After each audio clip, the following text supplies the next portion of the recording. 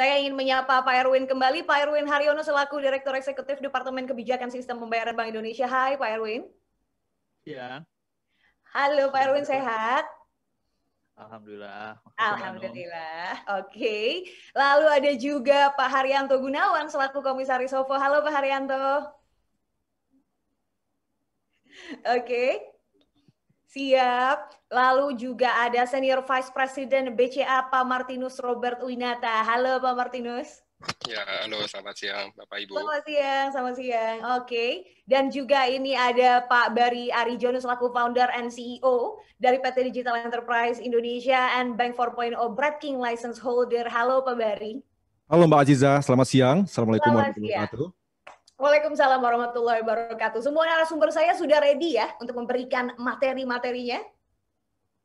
Oke, baik. Kalau begitu, kita akan mempersilahkan untuk Pak Bari Arijono terlebih dahulu untuk memberikan materinya pada siang hari ini yang kita akan dengarkan bersama-sama teman-teman. Jadi pasang telinganya karena ini akan sangat bermanfaat sekali untuk kita yang ingin mengetahui lebih jauh begitu tentang topiknya adalah Banking 4.0, Banking Everywhere, Never at Bank. Pak Bari, waktu dan tempat kami persilakan.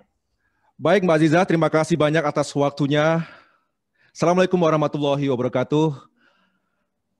Alhamdulillah pada kesempatan yang sangat berbahagia hari ini, siang hari ini, saya beri kesempatan oleh Bapak Samsun Hadi sebagai Kepala BI Purwokerto. Terima kasih Pak Samsun atas kesempatannya. Juga salam hormat saya kepada Pak Erwin Haryono. Pak Erwin, salam hormat. Dan juga kepada para narasumber pada hari ini, Pak Haryanto. Dan juga Bapak Martinus. Salam kenal Pak Martinus dan Pak Haryono. Dan juga salam saya untuk Bapak Sumarlin sebagai Kepala OJK Purwokerto dan Bapak Ibu sekalian dari perbankan, Sub BMPD Purwokerto, Banyumas yang hari ini hadir, juga Genbi yang luar biasa ikut hadir, ada 1.000 orang lebih mahasiswa yang siang ini hadir di kesempatan hari ini. Dan saya sebagai pemegang lisensi Bank 4.0 pada kesempatan hari ini ingin menyampaikan apa itu masa depan perbankan di dunia, 30 tahun ke depan hingga 50 tahun ke depan. Nah, berikut ini saya akan menyampaikan satu video terbaru dari Breaking atas permintaan saya pribadi tentunya, dan beliau membuatnya semalam khusus untuk Bank Purwokerto, Bank Indonesia Purwokerto. Silahkan menikmati. Hello, I'm Brett King, the author of Bank 4.0. Barry asked me to reach out to you guys and give you a thank you for the incredible support we've had from Bank of Indonesia and other banks, apart from the central bank, in respect to the Indonesian translation of Bank 4.0. I'm extremely grateful for the Bali province, South Sulawesi province, Jambi province, Purwokerto, if I pronounce that correctly, the Central BI Library, over a total of 950 books just there, plus a purchase order from Bank of Indonesia for over 10,000 copies of Bank 4.0. That's our biggest single order of Bank 4.0, not only in Indonesia, but globally. So I'm extremely grateful for that. It really does show appreciation from the banking leadership in Indonesia in respect to the digitization of the industry and their efforts there to educate the banks and the executives in the banking and financial services sector in Indonesia about the issues that that we face today. It's not just, of course, digitization. Coronavirus has accelerated digital adoption, as will digital inclusion and access to mobile devices over the coming decade or so. It's an exciting time for banking. It's not often we say that, but in respect to both banking and regulation in general, it's exciting to be framing the future of banking today based on these new technologies. And for that, I think it's a once in a lifetime opportunity if you're working in this space to be involved in really, doing something material for banking customers and banks throughout the world as this transformation journey continues. But just remember, Bank 4.0, it's about banking everywhere. Embedded banking, ubiquitous banking, when and where you need it. And that's the future of banking. Hello. Baik, Bapak Ibu semuanya, Mbak Aziza, itulah tadi video ucapan terima kasih kami. Saya sebagai pemegang lisensi Bank 4.0 di Indonesia dan juga langsung dari Brad King sebagai owner dari Bank 4.0 di Amerika Serikat based on di New York, Movement Enterprise Office di New York sana. Tepuk tangan untuk Bank Indonesia atas kontribusi luar biasa untuk Bank 4.0 di Indonesia. Tepuk tangan. Terima kasih Pak Samsun, Pak Erwin Haryono, dan juga sampaikan kepada para Deputi Gubernur dan juga Pak Peri Warjio. Terima kasih dari Brad King dan kami langsung. Baik, saya siang hari ini akan langsung saja bagaimana Bank 4.0 menjadi masa depan perbankan kita semuanya. Dengan tagline, perbankan di mana saja dan kapan saja, tidak perlu di bank. Ya. Bapak Ibu semuanya, agenda kita hari ini selama 20 menit ke depan, saya akan menyampaikan mengapa, apa, dan bagaimana Bank 4.0 itu menjadi jawaban atas perbankan kita di masa depan. Juga ada financial technology dan juga ada big technology. Saya awali dengan sebuah permasalahan mendasar, Bapak Ibu semuanya. Buat para bankir yang saat ini hadir, nah ini menjadi satu permasalahan yang fundamental untuk kita semuanya. Bahwa selama ini, inovasi yang kita lakukan selama ini ternyata hanya memerlukan satu pendekatan yang namanya analogi desain. Di mana produk jasa perbankan yang selama ini kita miliki, ini ternyata hanya memindahkan saja dari fungsi kantor cabang ke dalam mobile handphone kita, kepada aplikasi di handphone kita saja. Yang tentunya akan sama saja dengan apa yang ada di kantor cabang secara bank fisik. Tidak ada bedanya saat ini. Inilah permasalahan dasar yang kami soroti dari konsep dan desain Bank 4.0. Sehingga para direksi, para pimpinan perbankan di Indonesia, juga jasa finansial, mengatakan di dalam sebuah gambar kartun di sebelahnya adalah alih kami mempertaruhkan sesuatu yang baru. Mari kita bermain secara aman dengan melanjutkan warisan yang lambat menjadi usang. Kita sadar bahwa legasi perbankan saat ini, legasi jasa finansial itu akan usang, sadar sekali. Namun untuk mengambil risiko, mereka masih berpikir sekian kali untuk bisa berinovasi dengan pendekatan yang kami sebut sebagai first principle design atau prinsip dasar. Saya ingin mengajak kepada Bapak Ibu bankir, pengusaha, jasa keuangan yang memiliki usaha financial services di Indonesia yang ikut membantu Bank Indonesia untuk sosialisasi cashless society. Marilah kita membangun sebuah inovasi baru digital banking atau digital bank ataupun aplikasi mobil finansial Anda itu menggunakan konsep prinsip dasar. Ini sangat penting sekali buat kita. Mengapa? Karena analogi desain ini ternyata sudah banyak dilakukan oleh banyak orang dan kita mengiyakan, membenarkan bahwa itulah inovasi yang sesungguhnya. Namun ternyata tidak, Bapak Ibu semuanya. Bahwa prinsip dasar mengatakan bahwa segala sesuatunya harus kita bangun dari scratch, dari fundamental.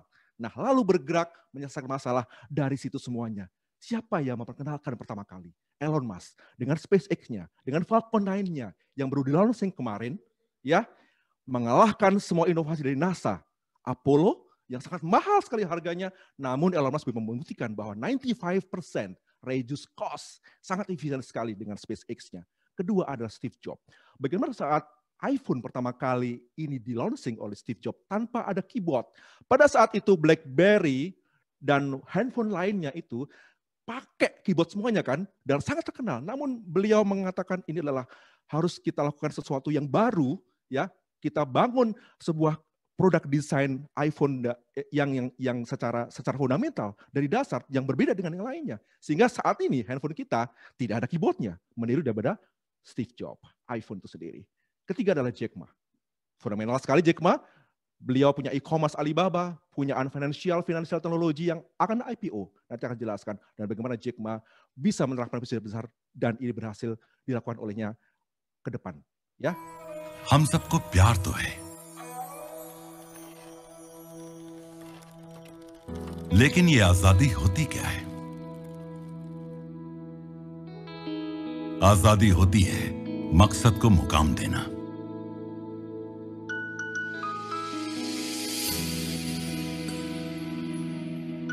दिल की आवाज किसी खास तक पहुंचाना,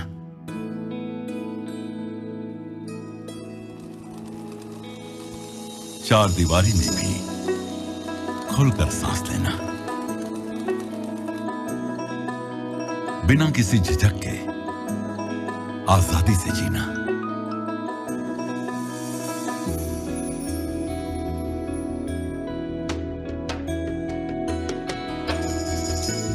एक दूसरे की मदद करना। पेटीएम पर 500 रुपए प्राप्त हुए।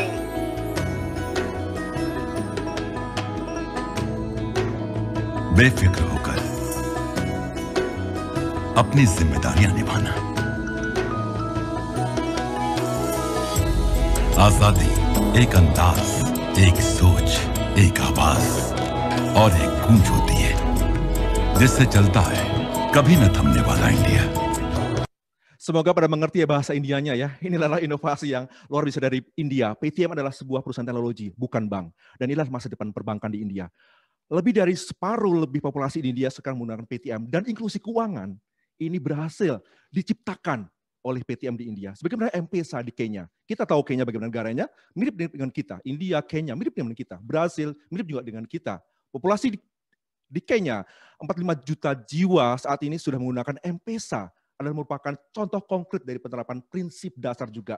Dan inklusi keuangan juga naik pesat dengan adanya M-Pesa. Bukan karena bank lokal yang ada di sana. Nah, sehingga saat ini M-Pesa bisa memberikan kontribusi lebih dari 40% PDB negaranya. Luar biasa kan?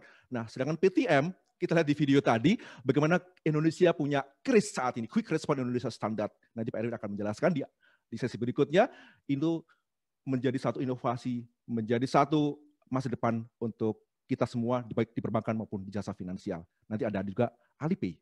Ya, inilah Alipay. Sejak berdiri, ya, Alipay sudah menunjukkan begitu banyak sekali guncangan-guncangan yang boleh dibilang menggetarkan hati perbankan lokal di sana, termasuk ICBC, ya, perbankan terbesar di dunia saat ini. ICBC dari sisi evaluasi, aset, market. Nah, ditambah tahun ini akan IPO, Ant Financials. Nah, Bapak Ibu pernah mendengar ada 37 miliar US dollar nilainya, dan ini tertinggi daripada Saudi Aramco tahun lalu, ya. Nah, di China juga ada WeChat yang sudah melebihi transaksi dengan Visa dan Mastercard yang sudah ratusan tahun lalu berdiri. Nah, sehingga ini startup teknologi ini memang mengancam dari perbankan incumbent yang saat ini ada di dunia, termasuk juga di Indonesia. Karena kita lihat bahwa IPO, Ant Financial, Alipay, WeChat Pay ini masuk di Indonesia. Nah, sekarang saya berbicara mengapa Bank 4.0 lahir. Just because you're a bank and you have a banking license doesn't mean you have an exclusive on banking. In the next generation of banking, we welcome Brett King, author of Bank 2.0. I talk about 3 phases in the book. So the first phase was the introduction of the internet. So this changed our transactional behavior. What internet banking gave us was new choices, new control. The psychology of that can't be underestimated. So as a bank, when we say to them, no, that doesn't work for us, you have to come down to the branch and sign a piece of paper, they say, are you crazy? This is the 21st century. We're under threat of losing the customer. If customers don't want to come into the branch, it's not that big a deal. Yes. We just serve them where they are.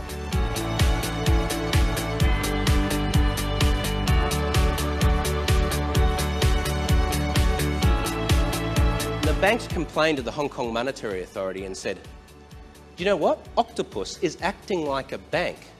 They're deposit taking. We want you to stop them. HKMA looked at this situation and said, you know, you're absolutely right. They are acting like a bank. So we're going to give them a banking license. So we've got a lot of stuff occurring here that looks like banking, but isn't banking. What about your iPhone? What about your HTC or Android or Galaxy phones? These are now becoming a very important vehicle for accessing banking services. So who owns the customer? Consumer behaviour is ahead of the curve. If you aren't keeping up with these innovations, then someone else is going to innovate around you.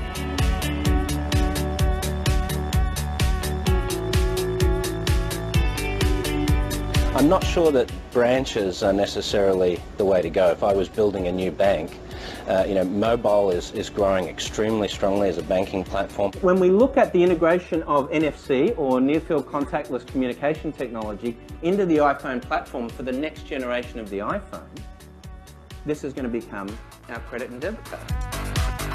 Say I owe Barney $50. I put in $50. We touch our phones together, contactless to contactless.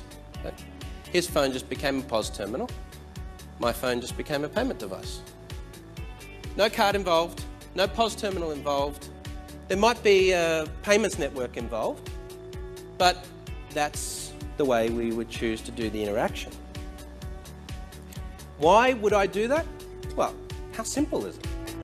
Ya, Bank 4.0 tidak hanya sebagai buzzword, ya, atau Bapak Ibu selama ini sebagai simbol saja, cuma mengada-ngada saja. Ternyata Bank 4.0 sudah diperkenalkan oleh Brad King sendiri itu mulai tahun 2010 dari Bank 2.0, 3.0, dan saat ini kita melihat revolusi industri 4.0 yang tadi Pak Samsun Hadi jelaskan di awal, lahirlah namanya Bank 4.0 dan kami Brad King merilisnya di tahun 2018.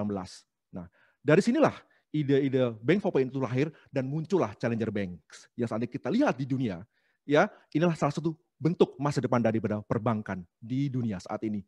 Dari UK ada Revolut, ada Atom, ada Monzo, ya, ada di Brazil, ada NU Banks, di Rusia, di South Korea, di Hong Kong, di India ada PTM tadi, di Afrika, ya, di Kanada, di Amerika Serikat lebih banyak lagi ada Movement, ada Faro, ada Petal, ada Stas, ada Stripe, segala macam. Nah, the best Challenger Banks, bank penantang di dunia adalah dari Brasil, NU Bank, yang berdiri 7 tahun yang lalu oleh David Vélez. Saat ini nasabahnya sudah melebihi bank-bank konvensional yang ada di Brasil sendiri. Ya, Brasil sama kita beda-beda tipis lah ya. Tipikal negaranya, geografinya, penduduknya segala macam. 20 juta, bayangkan saja. Sekarang fintech mana di Indonesia yang bisa menyaingi NU Bank ini dari Brasil. Nah, ini adalah startup. Ini adalah perusahaan fintech pada awalnya. Dan mendapatkan award dari Forbes di bulan Juni 2020 sebagai The World Best Bank. Bayangin aja, bukan bank JP Morgan, Citibank, dan juga bukan bank-bank yang lebih duluan berdiri. Nah, menariknya adalah untuk Bank Indonesia, kabar daripada NU Bank, mereka memiliki yang namanya fitur PIX atau PIX. Apakah PIX itu? Adalah merupakan layanan yang dikeluarkan oleh Central Bank Brazil untuk bisa memberikan pembayaran, transfer dana secara instan, baik lewat kartu kredit, dan lewat aplikasi mobile, tanpa biaya tahunan, dan 100% digital. Oke? Berikutnya, Google adalah merupakan satu fenomena yang luar biasa, the winter is coming.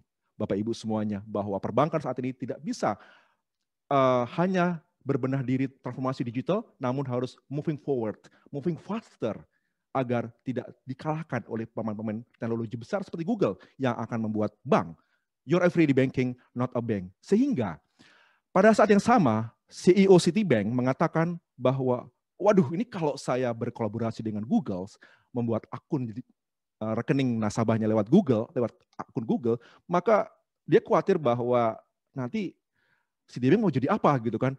Ternyata beliau khawatir akan menjadi dumb utilities, menjadi utilitas bodohnya dari Google. Sedangkan perbankan sebagai value stores, ya kan, sebagai tempat menyimpan uang, tempat transfer uang, kemudian juga tempat untuk pinjaman, kredit, segala macam, ini akan dimakan semua oleh pemain-pemain teknologi besar seperti Google ini. Ini kita khawatirkan. Seperti Jack Ma, diprediksikan bahwa kalau Google bikin bank, Amazon bikin bank, Facebook bikin bank, Apple bikin bank, semua perusahaan teknologi besar bikin bank. Terus bank mau makan apa gitu kan? Nah, sehingga wajar kalau seorang Jack Ma pun mengatakan bahwa tahun 2025, 5 tahun lagi, the biggest financial institution mungkin bukan bank lagi. Nah, sehingga pada tahun 2017, lalu sekarang terbukti bahwa the biggest bank in the world adalah perusahaan teknologi, yaitu Ant Financial oleh Brad King. Ya, ini contoh salah satunya, cikal bakal bank masa depan. Request pick up driver GoSend. Masuk status transaksi, lalu klik transaksi yang sudah dibayar. Pilih beberapa nama pelanggan yang memilih pengiriman dengan GoSend. Kamu juga bisa memesan lebih dari satu driver GoSend untuk mengirim ke beberapa tempat sesuai kebutuhan kamu. Pilih request pick up paket, lalu lengkapi alamat tujuan pengiriman. Supaya lebih pasti, sesuaikan titik dengan alamat penerima ya. Untuk pengiriman kedua, isi detail dan titik tujuan persis seperti pengiriman pertama. Jika alamat penerima sudah benar, klik bayar ongkos pengiriman. Pilih metode pembayaran yang kamu inginkan, setelah itu tinggal tunggu driver untuk pick up deh. Oh ya, sambil menunggu, kamu bisa melacak driver. Dan kamu juga bisa mengirimkan status pengiriman kepada pelanggan agar pelanggan kamu juga bisa cek status driver GoSend. Gampang dan lebih mudah kan? Sally, sell easily. Sell easily. Jadi kalau kita bayangkan bahwa bank akan datang ke rumah, maka nanti mungkin fitur yang akan terjadi bank digital pertama di Indonesia adalah Bank Jago. Misalnya ya, yang akan melekat di dalam keseharian kita seperti Gojek dan GoFood. Contohnya adalah Bank Jago. Mungkin tahun depan akan merilis Bank Jago akan melekat di keseharian Gojek dan GoFood kita yang sudah sering kita order dengan Sell Easy. Nanti Pak Haryanto dari OVO mungkin juga akan menambahkan bagaimana fitur OVO ke depannya untuk pembayaran digital dan fintech-nya. Ya, nah apakah Bank 4.0? Mungkin Bapak Ibu akan bertanya, kok kita sampai membahas masalah Bank 4.0? Ini adalah sesuatu yang berbeda sama sekali dengan bank-bank sebelumnya, tentunya ya karena ini tidak hanya sekedar konsep dan desain, tapi ini sebuah kenyataan yang harus kita hadapi. Ya, perbankan saat ini baik itu BCA, Mandiri, BTN, BNI, dan bank-bank lain di Indonesia harus menghadapi bahwa ini satu tantangan yang sangat-sangat besar. Karena perbankan saat ini tidak bisa melakukan transformasi secara radikal sebagaimana Bank 4.0, ya, yang melekat di kesadaran nasabah dan menggunakan prinsip dasar.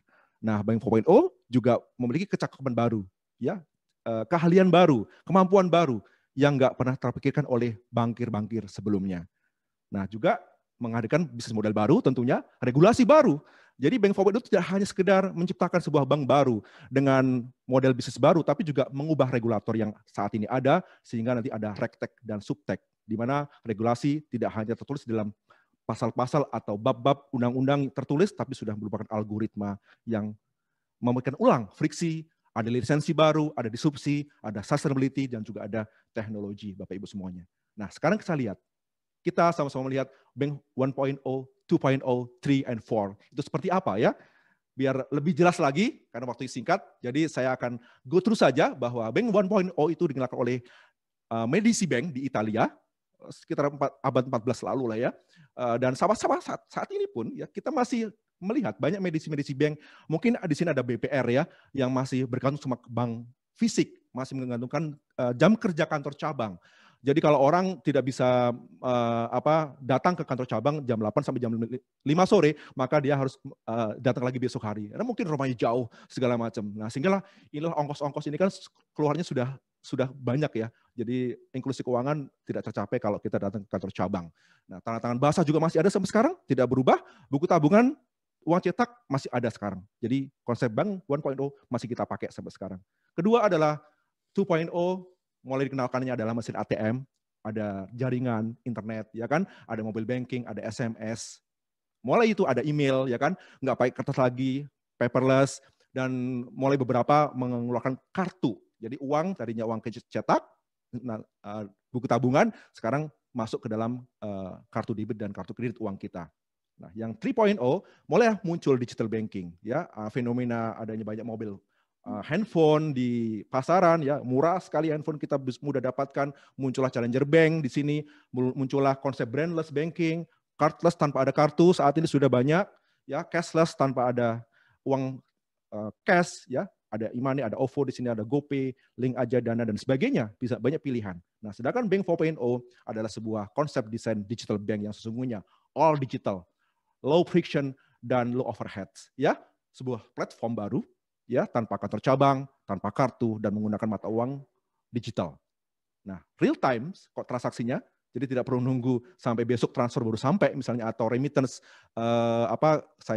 kita transfer ke Singapura, Malaysia, atau ke Arab Saudi, ke anak kita sedang kuliah misalnya di luar negeri, nggak perlu menunggu besok atau 3, 2, 4 hari dengan low cost juga. Omnichannel tentunya, dengan sosial media, salah satunya menyatu di dalamnya. Borderless, tidak ada lagi batasan antara negara Indonesia, Singapura, Malaysia, semua sama. Tidak ada currency rupiah, dolar, ya, ringgit, segala macam, semualah sama. Itulah Bank 4.0. Ya, seperti itu kira-kira. Bagaimana fondasinya? Pilihan utama Bank 4.0 simpel sekali, namun tidak sesimpel yang bisa kita terapkan di perbankan kita tentunya ya, di BPR maupun di Bank Buku 1, 2, 3, dan 4. Lihat yang kedua. Di dalam pilar ini, kita diminta untuk men-stop meng-hire bankers. Bayangin aja, sebuah perbankan saat ini sudah mulai shifting, bahwa kita mulai meng-hire orang-orang yang tidak punya kompetensi di perbankan sendiri. Kok bisa? Ini salah satu hal yang mungkin menjadi satu pro and cons di mata bankir-bankir saat ini. Yang terakhir adalah open banking. Ini juga nanti Pak Erwin mungkin akan menyampaikan tentang open banking itu apa, ya, menjadi kebijakan salah satu kebijakan dari Bank Indonesia ke depannya. Nah, organisasi seperti apa? Nah, kalau kita lihat diagram di sini, Bapak Ibu lihat ya, sebelah kanan ada diagramnya, ya kan? Yang warnanya kuning itulah banking kompetensi. Paling sedikit cuma 3 bulat-bulatan aja kan, cuma 3 saja. Sedangkan lainnya customer experience, bisnis model yang warna hijau, teknologi mindset itu banyak sekali kompetensi-kompetensi yang dibutuhkan oleh Bank 4.0 saat ini. Nah, sehingga kita simpulkan bahwa Bank 4.0, untuk bisa membuat Bank 4.0, membangun Bank 4.0, salah satunya adalah strategi adalah partnership dengan fintech. Ya, karena mereka sudah punya ekosistem digitalnya. Daripada kita membangun sendiri misalnya, atau kita kolaborasi dengan mereka secara smart partnership. Nah, namun perlu diketahui bahwa siapapun perbankan saat ini, yang incumbent, yang konvensional, yang tradisional, untuk berpartner dengan fintech ini harus pikir-pikir dulu. Hambatan-hambatannya banyak sekali, dari budaya kerja yang nggak cocok, dari beban pengadaan, ya kan, yang tidak seimbang. Fintech lebih cost effectiveness daripada perbankan konvensional yang wow, budgetnya luar biasa besar. Terus adanya gap jurang teknologi, terus pendekatan return of investment juga berbeda bisnis modelnya. Ada beberapa yang masih mungkin burning money atau mengandalkan investor, sedangkan perbankan saat ini tidak mengandalkan investor dari dana pihak ketiga. Belum ketatnya regulasi, OJK mengatur bank harus begini, ketat sekali, sedangkan fintech mungkin ya masih dilonggarkan karena ada inovasi di dalamnya. Nah, sehingga kuncinya adalah untuk berpartnership dengan fintech adalah kita lihat yang diagram sebelah kanan, yang cepat, sederhana, dan jaringan terbuka. Jangan menggandeng fintech yang kompleks dan jaringannya tertutup. Ya.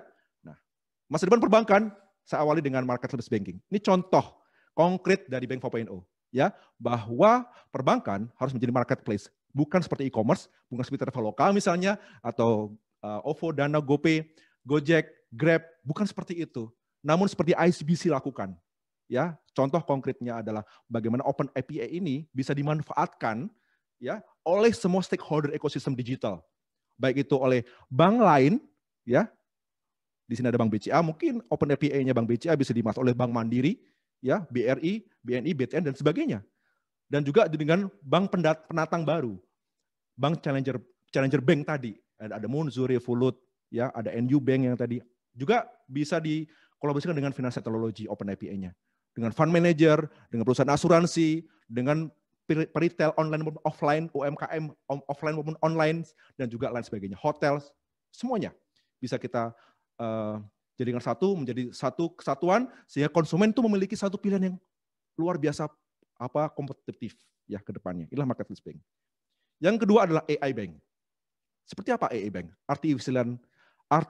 Alexa, open National Bank. Hello, John. Let's talk about your national bank accounts. What would you like to discuss? Your checking account or credit card account? Credit card. Great. Your current balance is $3,459.45.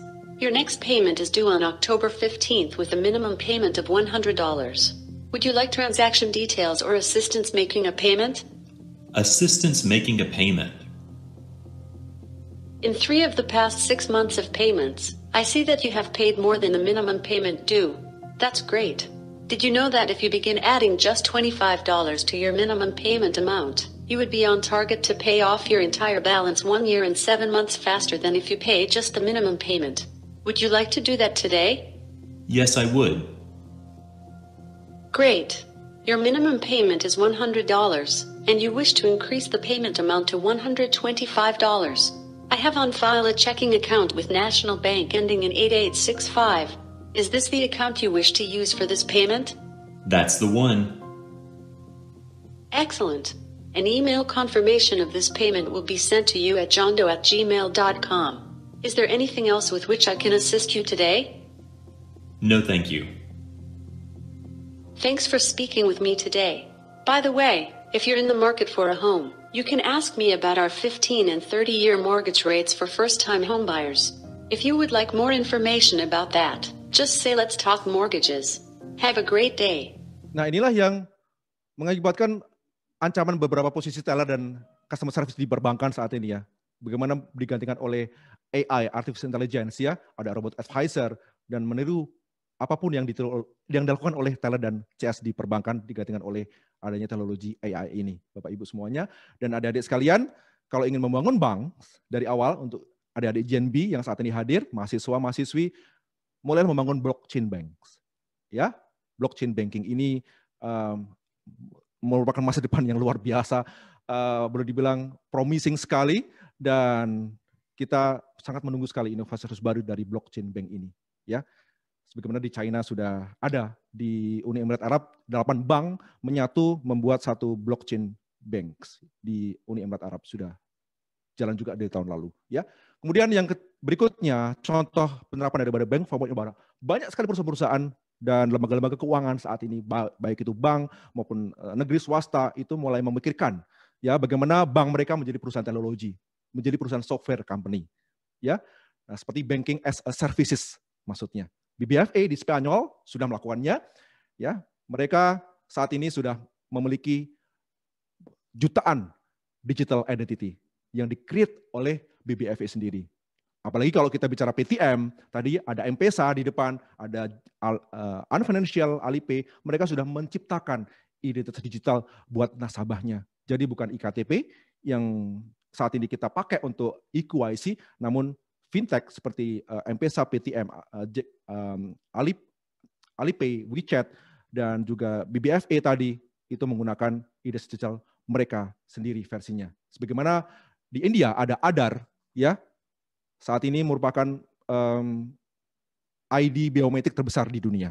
Di Estonia juga ada contohnya, sudah diterapkan digital identity, bahwa setiap manusia, setiap penduduk di Estonia sudah punya identitas digital dan bisa dipakai untuk EQIC, baik itu untuk pemerintahan, transaksi perbankan, keuangan, dan sebagainya. Nah, kalau ini terjadi, akan menjadi rebutan banyak pihak, termasuk Google, Facebook. This is me using my face to get into a convenience store in China, where you can buy food through facial recognition technology.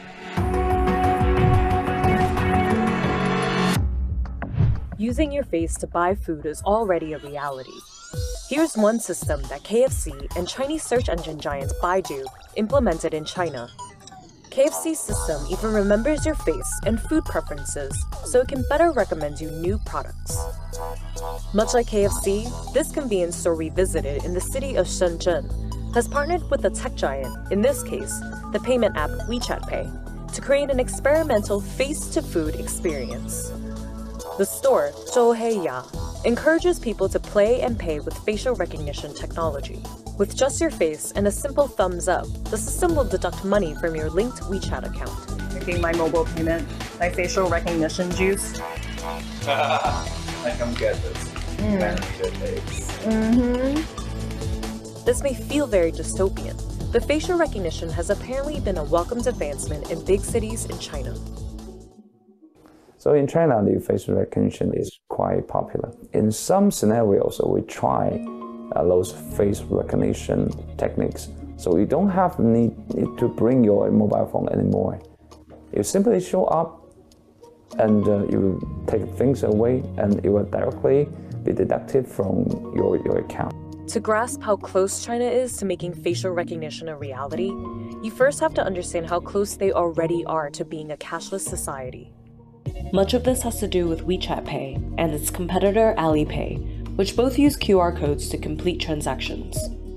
According to Professor O Yang, in 2017, mobile payment transactions in China added up to $20 trillion, almost double China's annual GDP. WeChat is what's known as a super app. You can send money, text friends, make dinner reservations, and much more all in one space. And this makes WeChat indispensable to everyday life. Nah, kita percaya saat ini landscape perbankan dan jasa keuangan sudah mulai berubah, ya, dari perusahaan konvensional menjadi perusahaan teknologi, dan ditentukan oleh adanya salah satu ciri khas adalah digital account openings di sini. Jadi bagaimana membuka rekening secara digital, secara online, tidak perlu datang ke kantor cabang, sudah dibuktikan oleh banyak sekali perbankan di dunia. Di Indonesia juga sudah ada BCA, BRI, dan segala macam, ya. Dan juga security, digital security juga tentu menjadi satu pertimbangan tersendiri, bagaimana ancamannya juga semakin besar di tengah pandemi COVID-19. Saat ini banyak sekali kejahatan-kejahatan finansial dan perbankan ada di depan mata kita. Nah, sehingga perbankan lokal konvensional itu harus mengupgrade semua potensi-potensi ini menjadi satu potensial yang tidak membuka celah-celah baru, ya, termasuk data slick di dalamnya ada. Nah, kemudian kita lihat bahwa ke depan bahwa GRIC atau Governance Risk Compliance ini tergantung daripada algoritma. Ada yang RegTech, ada SubTech, ya. Prinsip-prinsip pendiriannya juga tergantung daripada algoritma atau program komputer, bukan dari kebijakan manusia, kertas, dan manual. Ini harus kita ketahui ke depannya seperti ini. Landscape-nya sudah banyak berubah, termasuk mitigasi risiko, yang tadinya kita ada governance, ada pembuat kebijakan, ada OJK, ada BI. Nah, BI sudah punya 5 inisiatif, Blueprint Sistem Pembayaran 2025 ke depannya. Ini semua adalah berupa sebuah program komputer atau API ke depannya, bukan lagi sebuah kertas dan dibuat oleh manusia untuk masa depan perbankan ke depannya. Terakhir dari saya, Roadmap Bank 4.0, ini kalau kita lihat sudah mulai tahun 2009 dan ujungnya sampai dengan tahun 2050. Ya, saat ini kita di 2020, ya. Nah, 5 tahun ke depan seperti apa? Ada semua di sini bahwa tahun 2030 lusinan perekonomian sudah cashless. Artinya apa? Kalau Indonesia saat ini inklusinya, literasi keuangannya masih jauh tertinggal dari Singapura, Malaysia, dan Thailand, harus mengejar di 5 tahun ke depan agar nanti tahun 2030 tidak lagi ketinggalan oleh negara-negara lain ya untuk cashless society ini. Dan Chris, saya berharap sekali dari Bank Indonesia untuk bisa lebih tajam lagi untuk bisa mensosialisasikan Chris ke semua merchant. Nah, kita kuisnya dari saya. Nomor 1 kita khususnya adalah bank yang akan sukses di masa depan adalah yang bekerja sama dengan fintech dan big tech. Bukan yang mencoba meniru apa yang dilakukan oleh bank penantang atau bank challenger.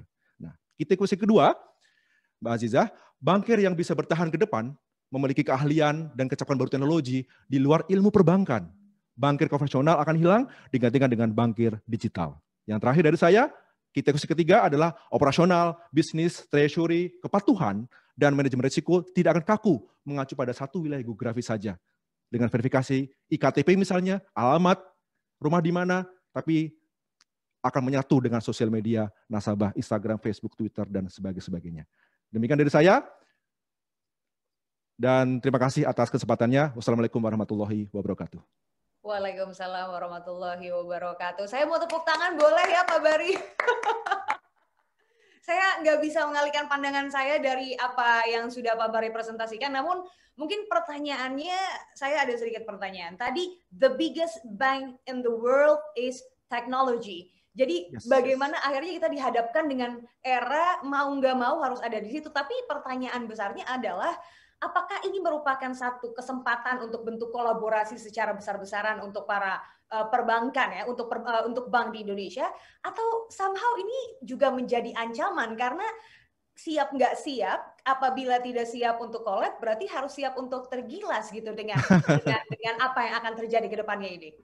Yes, competition nggak bisa kita hindari ya dengan perusahaan-perusahaan teknologi besar maupun finansial teknologi. Ya, perbankan harus kolaborasi dengan fintech dan big tech kalau tidak mau tergilas dengan zaman. Dan kalaupun mereka ingin membangun fintech sendiri ataupun perusahaan teknologi, nggak akan mampu sendirian. Mereka membutuhkan banyak sekali ekosistem digital dan mindset juga sangat berbeda. Itulah problem utamanya, mindset digitalnya belum terbangun di perbankan konvensional. Terima kasih. Oke. Pak Bari luar biasa sekali. Ini dari tadi yang mengajukan pertanyaan yang masuk ke saya, chatnya nggak selesai-selesai, banyak sekali. Teman-teman sabar, nanti akan saya sediakan sesinya sendiri untuk bisa bertanya sama Pak Bari terkait dengan whole presentation yang tadi sudah Pak Bari bawakan. Terima kasih banyak Pak Bari Arijono. Kita akan langsung bergerak ke narasumber ataupun pemateri kita berikutnya.